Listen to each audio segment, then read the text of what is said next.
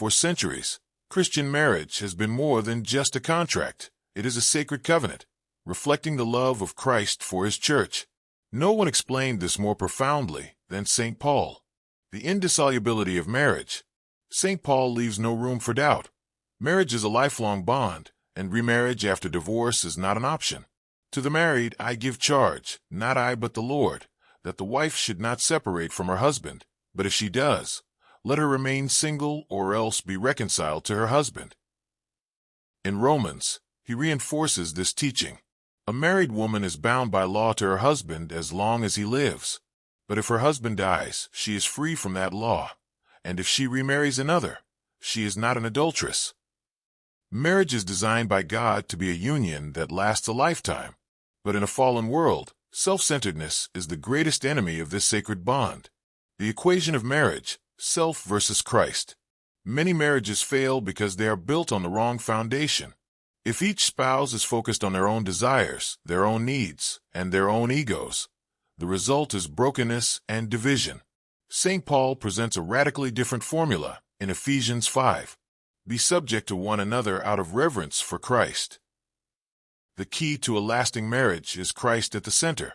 When he submits to Christ and she submits to Christ, their union becomes one, strong, unbreakable, and filled with love. The role of wives, a call to loving submission. St. Paul's command to wives is often misunderstood. Wives, be subject to your husbands, as to the Lord. In today's world, this can sound controversial, but Paul is not advocating blind obedience. He is calling for a relationship of mutual surrender. In the Holy Family, Mary was more gifted than Joseph, yet she submitted to him as the head of their household, not because she was weak, but because she trusted in God's design for the family. This submission is not about control. It is about love and unity. The role of husbands, a call to self-sacrificing love. But St. Paul demands even more of husbands. Husbands, love your wives, as Christ loved the church and gave himself up for her. This is not a call to domination. It is a call to sacrificial love. Christ did not rule over the church. He died for it.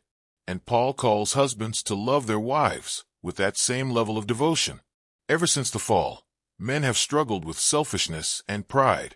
But Paul tells them, love your wife as Christ loves you. This is true masculinity, not control, but self-giving. The mystery of marriage, a reflection of Christ and the church. St. Paul unveils a profound mystery. Marriage is not just about two people.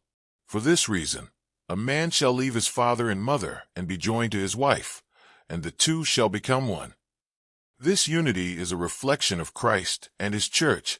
Just as Christ gave himself completely for his bride, husbands and wives are called to give themselves completely to each other. When this happens, marriage becomes a source of grace, transforming not just the couple, but their children, their community, and even the world. In conclusion, the power of a holy marriage. Imagine a world where every husband and wife lived this way, where marriages were built on self-sacrifice, not self-interest. This was the love of St. Louis and St. Zélie Martin, the parents of St. Therese of Lisieux. Their holy marriage changed the world. And today, every Christian couple is called to do the same. St. Paul's message is clear. Marriage is a divine mystery, a reflection of Christ's love. It is not about power, but about mutual surrender, self-sacrifice, and unwavering commitment. A love like this is not easy, but through Christ, it is possible.